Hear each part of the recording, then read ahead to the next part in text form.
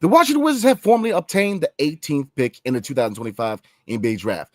Which prospects fit the best at that pick? And BK, that is he really the worst coach in the league? Come on now, we'll talk about it next on Locked On Wizards.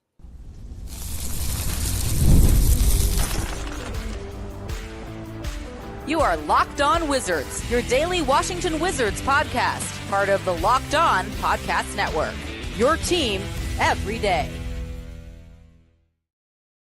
What's up, everybody? It's your boy Brandon Scott again with my guy AB, and we got special guest Jay Hip on the show today, man, to help us out with tonight's content, man. Definitely appreciate you on the show. Have you back on the show, man. Like I said, everybody, lot to talk about tonight. The Washington Wizards have formally obtained the 18th pick in the upcoming draft, so we're gonna look at what prospects best fit at that draft position.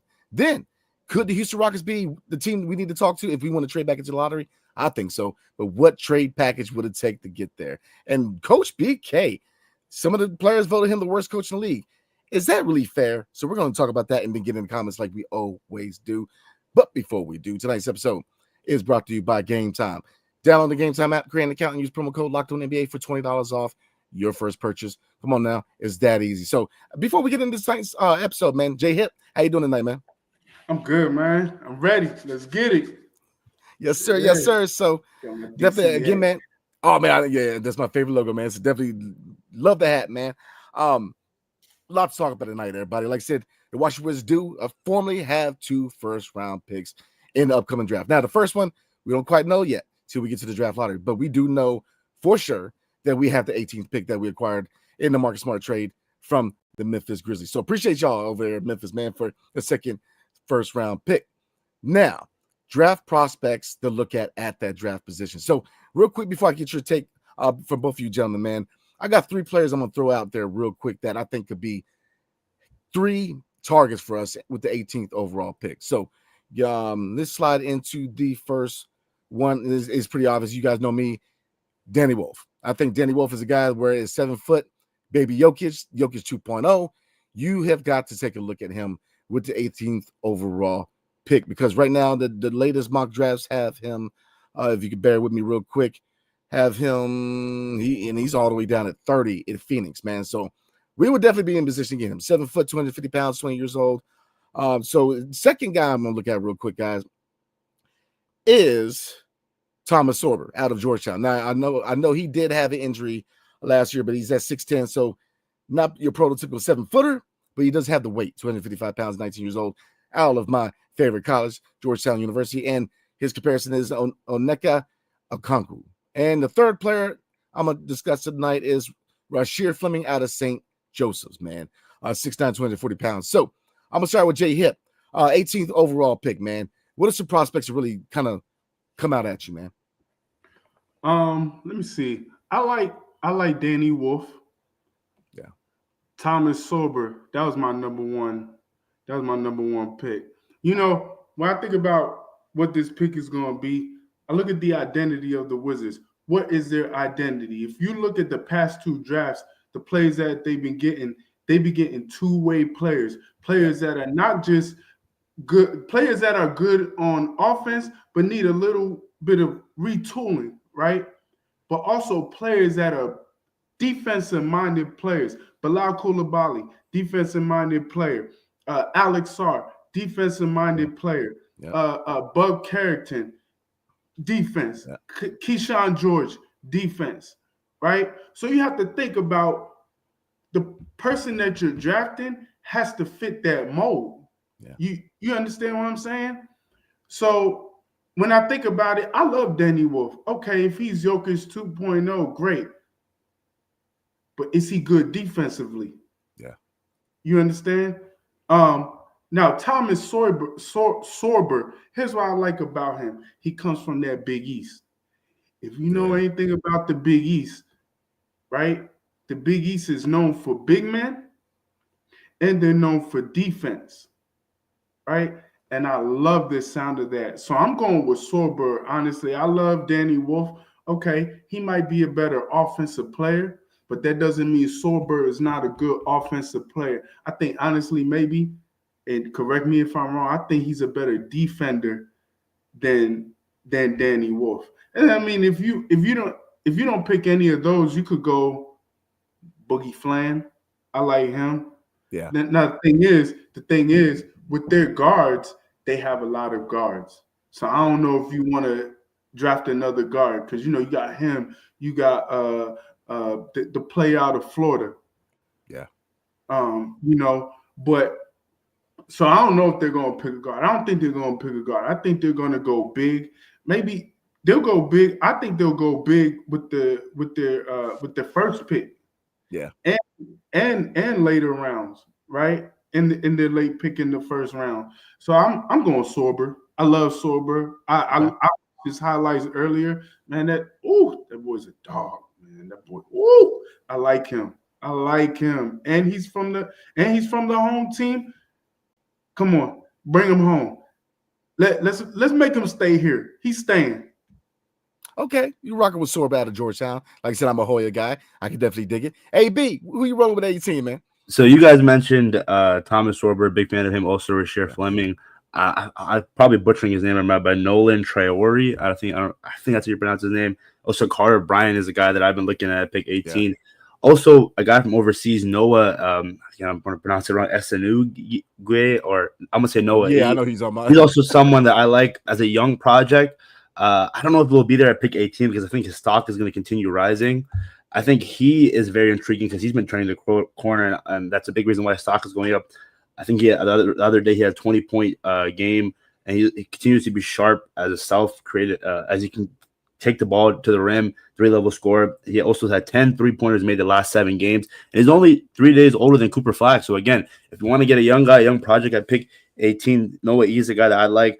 But again, Danny Wolf, like I mentioned, Baby Jokic is not too shabby of a comparison. But at the end of the day, whatever they pick, I have so much confidence that they're going to be. He's going to be that guy's going to be the guy who's going to contribute right away, whether it's a young guy or it's a guy that's going to be plug and play. Because if you can hit on a lot of guys from the previous draft class that was considered a weak draft class, imagine a stronger draft class. No, I agree with both the gentlemen, man. I think you both bring up very compelling cases. Like I said, the 3 guys I brought up, I think it all fit. Now, obviously, you really can't really plan for the 18th overall pick till you see who we go with our first round pick, man. Because we go number 1. I mean, it's pretty obvious who we're going with. Once you go 2 or 3, kind of changes things up. You really got to be a little crafty because when you look at Ace Bailey or Dylan Harper, man, then acquiring one of these guys, you're gonna have to shift somebody over, whether it's Bilal, and obviously that's a subject for another day. But so your first pick really determines what direction you go with your second first round pick. But I think that if they decide to go guard, like I said, I don't expect them to go guard, but like I said, we're going to talk about moving up in the draft, and moving up in this draft coming up, man, is going to cost you a little bit. So, you could be moving on from one of the guards in this roster, including Kispert and a pick. So, do we hold on to the 18 to move back up? That's what I'm saying. Move back up, it's going to cost you 18 and a couple players, in my opinion. So we're going to talk about that in a minute. But to me, I like Fleming. I like Rasheer Fleming out of St. Joseph's, man. The 6'9", 240 pounds. He shot 40% from 3, and he averaged around 4.6 attempts. So he kind of fits what the modern day NBA is trying to do, man. But he's a nice, inside outside mix when it comes to scoring. He's the only player in college shoots with over 50 dunks and 50 threes, man. So, like I said, and not only that, when you look at the size of 6'9", we're talking about adding a more defensive minded power forward next to Alex Sarr. Rasheer Fleming really checks that box, man, because you look at his defensive numbers. 1.6 blocks per game and 1.5 steals per game. Come on now. That is what we need. We need a guy like that. So, if we go in another direction that is not power forward with my first pick, I'm rolling with Rasheer Fleming, man, because I think he's a guy who can come right in. You can slot him in the next to Alex Sarr.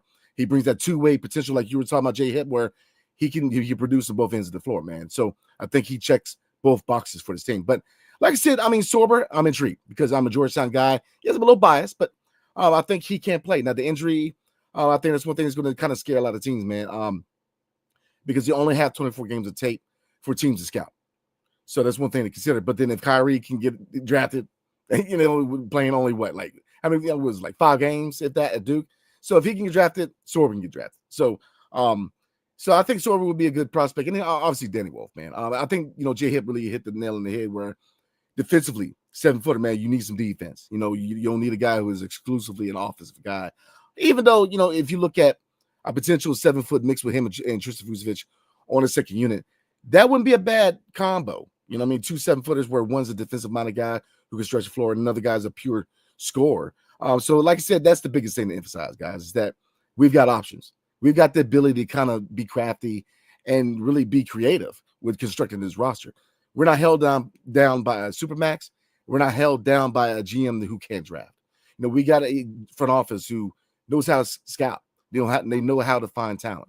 So I think we're in good hands, man. So to me, I'm rolling with Rasheed Fleming, but I definitely understand Sorber, and I definitely understand Danny Wolf. So, all right, guys, let's get into moving up into the NBA draft. And I'm looking at one team in particular, the Houston Rockets, at number 12, because it's known that they are shopping that pick. But the question is, what would it take to move up to the number 12 pick? We're going to explore that next. But before we do, tonight's episode is brought to you by Gametime, baby. There's nothing like the atmosphere of an NBA playoff game. Every bucket, every defensive stop, every moment feels huge. It's electric in the arena. And with Gametime, you can be part of that without the stress of last-minute ticket hunting. Gametime makes it fast and easy to get playoff tickets, even when demand is sky high. Prices on the app actually go down as tip-off gets closer. Come on now. And the last-minute deals can save you up to 60%. So those are all good reasons why you should definitely consider Gametime, man. The prices go down the closer to tip-off or first pitch because baseball season is here. So, you know, there's so many good reasons to get the rock with Gametime. What are some other reasons? Well, last-minute deals, man. You can save up to 60% off buying last-minute tickets, not only sporting events, but concerts, comedy shows, theater events, etc.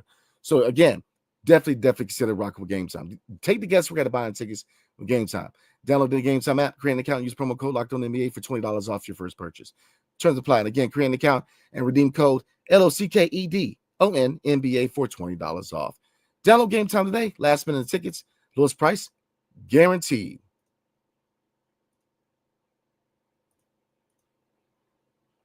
All right, fellas, let's get back into this thing, man. So, number 12, Houston Rockets. As you guys know, Houston is looking to make the playoffs. Or they will shoot already in playoffs this year, but they're a team that's looking to have a sustainable winning product. So, when you look at the next 3 to 5, Houston is looking to compete.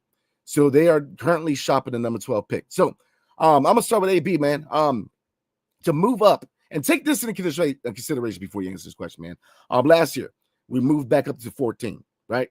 To do so, it cost us Denny Avila. Now, we got Bub, we got Malcolm Brogdon and some other draft considerations, but in a loaded draft, you have to pay to play, baby. So what kind of package are you looking for as far as moving up to the 12th pick? What do you think Houston's going to ask for? So I think you brought up the point. Last year's draft class and this year is completely different. I think this year you're going to have to give up more, like you said, pay to play. So definitely that pick 18 is going to be the first pick, the first thing you're going to bring up. But also if they want a guy like, I don't know if they would want Jordan Poole because, again, like there's so much talent that Houston Rockets team. Bringing a guy like Jordan Poole, does that alter the young talent that they have there in Houston? I definitely think you're giving up pick 18, maybe even Corey Kispert for sure. And again, Corey Kispert's a guy that we all love, but I think the emergence of Keyshawn George, he's basically 1 foot out the door. And you talked about it at the end of the season presser where it just seemed like the vibe was his tenure in DC is coming to an end. So if it's JP, I wouldn't want that to happen because, again, I know it's pick 12, you're getting higher, but I think pick 12, JP, I think he's worth more than that. And I don't think anyone in the top 10 is going to give a trade out of it. So pick 12, if the value is there, I say do it because I'm going to start off with pick 18, but I just don't want to give up a guy like Jordan Poole. I wouldn't mind if it's Corey Kispert or some other guy, but I wouldn't give up JP. Jay Hit, man. We already heard JP's name, man. Who is going to have a new address if you want to move up to the 12th pick? I'll go Corey Kispert. I don't know if I want to trade Jordan Poole for a 12th pick. I think his value is so much higher. You know, his value has to be more than top 10 pick, like top 10, 9, 8. You know, it can't be number 2. We can't trade him for number 12. I just don't see that. So I'm going Corey Kispert. You know, I love Corey Kispert. I think he's a great shooter. Yeah. But at the same time, with our identity, defense first. Yeah. Right? You gotta go with the person who's okay with defense. He's not the best, you know, but he's probably our weakest defender. No shade. But you watch the film. He's probably our weakest defender.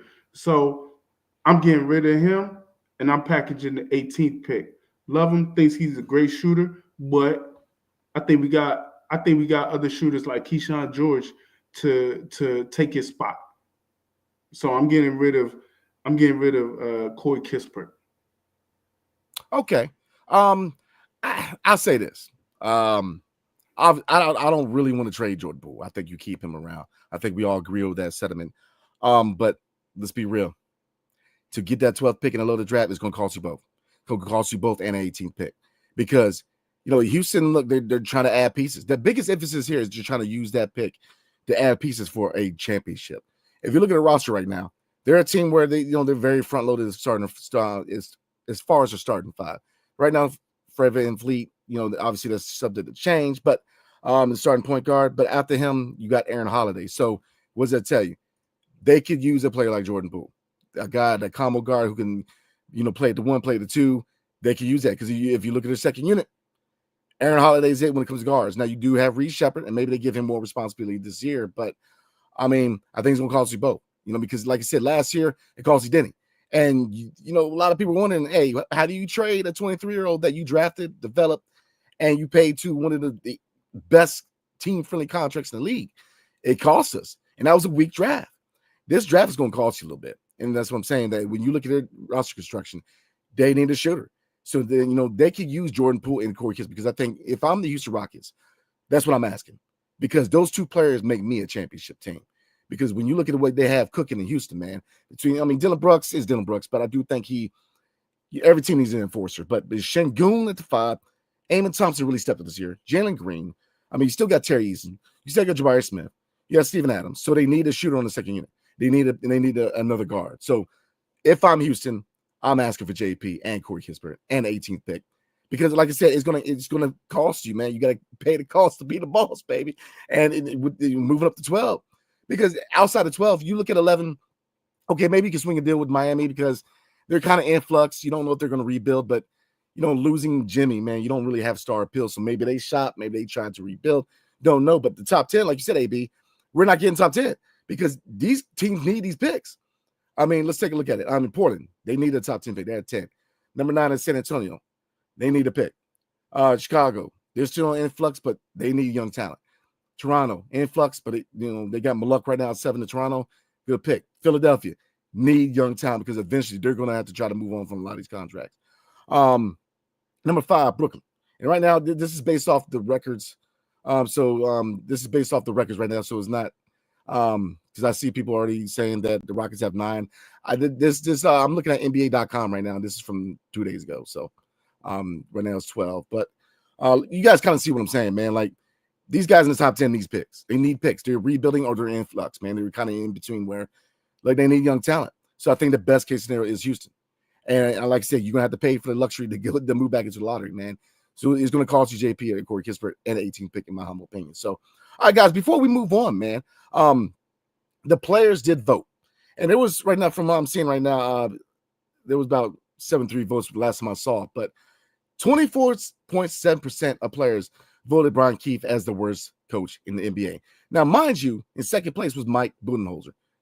Third place, Doc Rivers with 12.3% of the vote. Then it goes Charles Lee, Nick Nurse, Tom Thibodeau, good Lord. And then it goes from there. So I'm going to start with Jay Hip real quick, man. Are they being unfair with the situations that Brian Keefe is dealing with as far as the cards he was dealt? I have a question for you. Who you said Budenholzer's the second, right? Yeah. Who's the third? Doc Rivers. Okay, so I have a question for you. What did Budenholzer and what did Doc Rivers have in common? They cannot get over that hump, man. They just don't. To really answer that question, what do they have in common, man? Is that I think they both have problems negotiating egos in the locker room, man. Okay, so I'm gonna give you another comment, right? Okay. Both of them have 2 All-Stars. Yeah. Budenholzer and Doc Rivers have 2 All-Stars. So it makes sense on why they're the worst coach, right? Because when you have a Dame Lillard and a Giannis Antetokounmpo. You're supposed to be higher than the 5th seed. These guys are in 5th place, and they got smacked by Indiana the other night. Now, in all fairness to Milwaukee, they was missing Dame, but they should not be in 5th place. They should be a top 4 seed, right? Now you look at Phoenix. They have Kevin Durant, Devin Booker, and Bradley Beal, right? Those are 3 all-stars, right? So when you think about the worst coaches, let's be fair. We don't have any all-star. Now you can say what you want. Jordan Poole, he's a fringe all-star. I get it, but he's not an all-star. We don't have any all-star, right? We have Chris Middleton. I love Chris Middleton, but let's just be real. He's not the same Chris Middleton he was the Bucks championship season, and after that, he's a 2-time all-star. But that seemed like many moons ago, right? Now, can he still produce? Absolutely. Because he's smart. He's a veteran. The last couple games I watched him play with the Wizards, I was very impressed. But let's just be fair. We don't have all-stars on this team. We have a bunch of young players. So when you think about it, okay, what are we supposed to do with that? We supposed to get in the playoffs with that? We supposed to go to the championship? Let's just be fair, people. Like, we don't have all-stars. We don't even have, I'm not going to say Alex Sarr can't be, but we don't even have a face for our franchise. Yeah. So when we're making these assessments, like, are we really being fair? Yeah. We're not going to make, we probably won't make it to the playoffs or play in next year. Is he still the worst coach? Let's be fair. All right.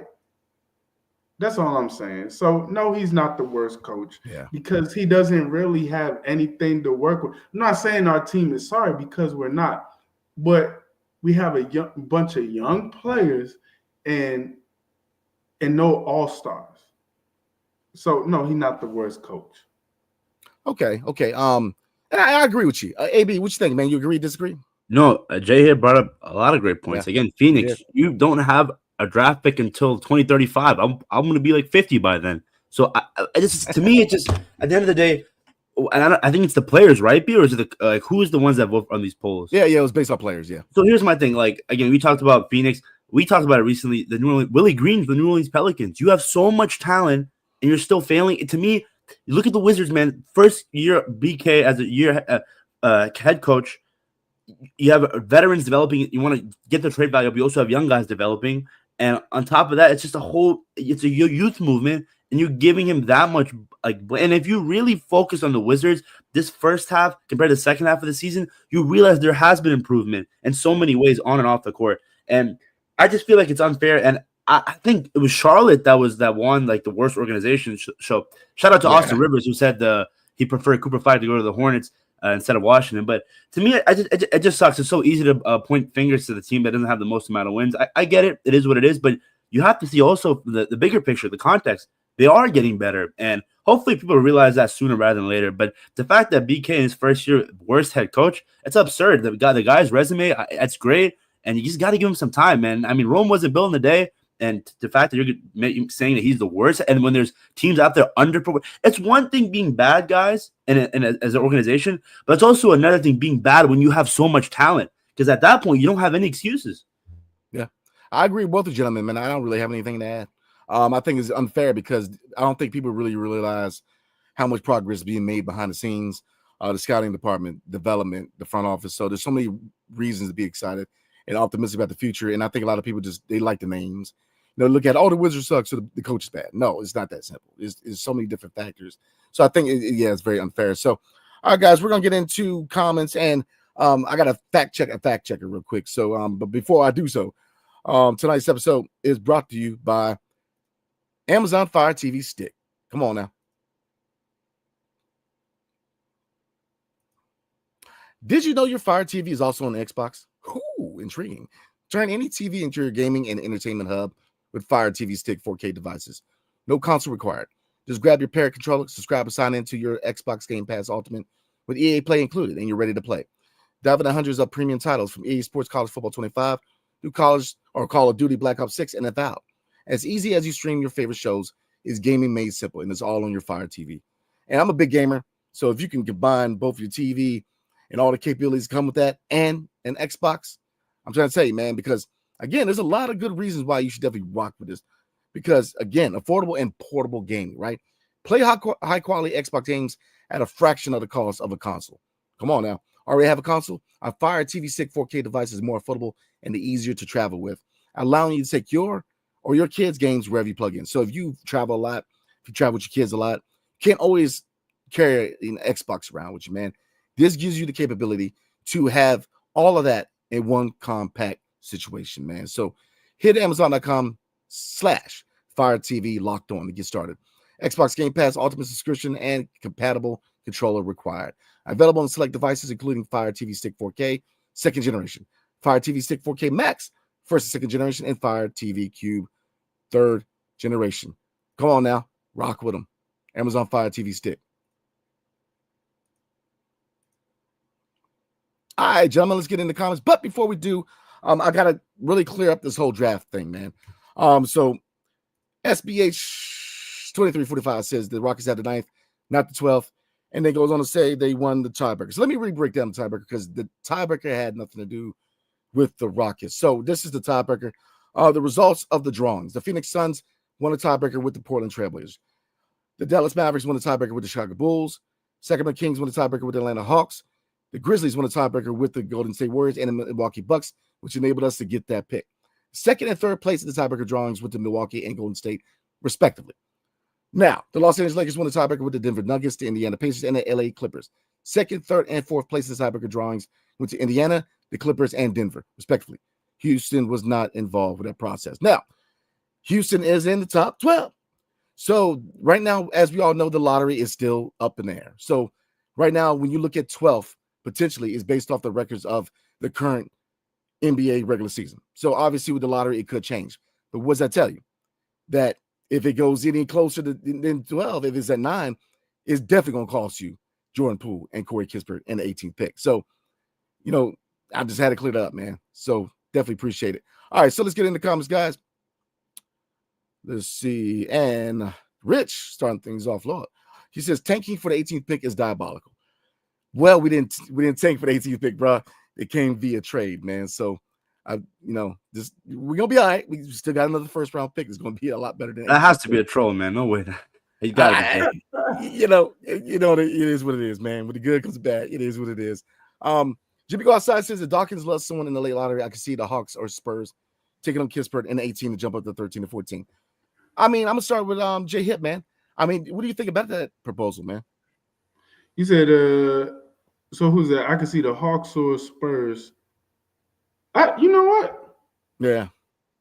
I don't mind. But going back to what you said earlier, with the Rockets, right? How you said the Rockets, let's say if they move up to 9, yeah, I'll trade Jordan Poole. Okay. I'll trade him for the 9th. But if we can't do that and we can move up to 13 or 14 with Kuzma, I'll do it. Anything to get back in the lottery, then I'm cool with it. Okay, AB. I mean, you agree with that? First, I guess it's a 2-part question, AB. My bad. Number one, do you see Kispert being an option at 13 and 14 with the Hawks and the Spurs? Oh yeah, definitely. I think so. Yeah. Mm-hmm. And then my bad, I didn't cut you off. I guess it kind of combined with that answer, man. When it comes to if the lottery comes out and Houston goes to 8th or the 9th pick, are you still willing? Would you be willing to give up JP? And I don't think so, man. I think he's knocking on the door of being that all-star. And I get at pick 9, there's going to be intriguing prospects there in that top 10 selection. But at the end of the day, I think Jordan Poole can be that guy, can be that leading point guard that can lead his team to a championship. I don't know, man. Like, I got to be honest here, man. You get 8th or 9th, and they're asking for JP. And I like JP. I'm a big fan of JP, man. Like you said, he's a guy that I've really taken a liking to here being in DC, man. But here's the thing. yo, you come out of this draft with a potential top 3 and an 8th or 9th pick. Yo, we're gonna be a dangerous team next year. I mean, I'm trying to tell you, that's how good this draft is. I'll be willing to make that move, man. I would have to make the move. I mean, JP 13 and Corey Kispert, I'm making that move. And 18th pick, absolutely, because let's say we get number 1. You come out of this draft, man, with potentially Derek Queen and Cooper Flag.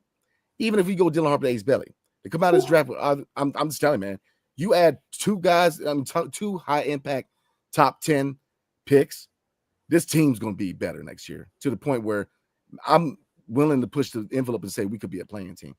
Obviously a lot of things had to happen good for that to happen, man. But Derek Queen and Cooper Flag, Dylan Harper and Cooper Flag, I'm not Cooper Flag, but Dylan Harper and Derek Queen.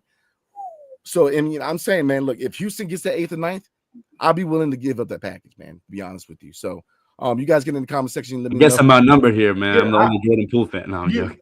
Yeah, if we get the number 1 pick, how about this? If we get the number 1 pick and then we get lucky and we get that 8th or 9th pick, then and you trade Jordan Poole, then I don't know if you would get Derek Queen, right? With Cooper Flag. I think maybe you could go with Jeremiah Fears. Ooh. Yeah, you could go because from what I've been seeing, he is rated high on the draft boards, on the mock drafts, right? You go with Tankathon, maybe CBS Sports. I think he's rated high. I think he's probably, after Dylan Harper, the best point guard, right? Now we get the 2nd pick, then I would love Dylan Harper and Derek Queen. I could see that. But that would be no, I'm with you on that, man. Like I said, I mean, when you look at the mock drafts, I think Queen's gone at 5. I mean, right now as it stands, like I said, it's something to change. So anybody out there who's critiquing, just bear with me. You still need a lottery to happen. So, but prospectively, all right, your top 5 is this: Cooper Flag. Then right now they got Utah, so obviously they have the worst record. Number 2, Dylan Harper to Washington. Number 3, Charlotte getting VJ Edgecombe. So they got Ace Belly falling to number 4 in New Orleans. Well, I think he'd be a good replacement for Brandon Ingram. But 5, they got Derek Queen going to Brooklyn. I think that's a good move. So once you get to 6, Trey Johnson, I think would be a good backcourt with Tyrese Maxey long term. Number 7, Common Maluk is another guy to look at because maybe you add another 7-footer to put beside Sarr. But that's what I'm saying, man. Like if you come out of this draft, you have the ability to get 2 high and pick guys. So I think that there is a definite chance that we could trade back in, but it's going to cost. And like I said, AB, I'm with you, man.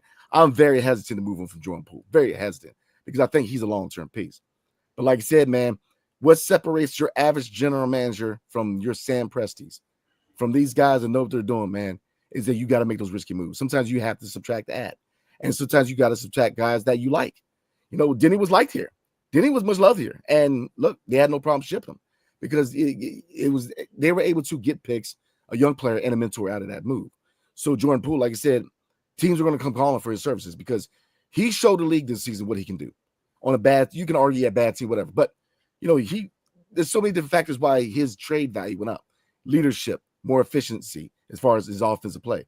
His defense took a giant step forward this year. So I'm with you guys, man. If Houston goes to 8th and 9th, I'm okay with Jordan Poole and Corey Kispert, even though I'm a big Jordan Poole fan. But like I said, you have the ability to get 2 high impact rookies in the draft.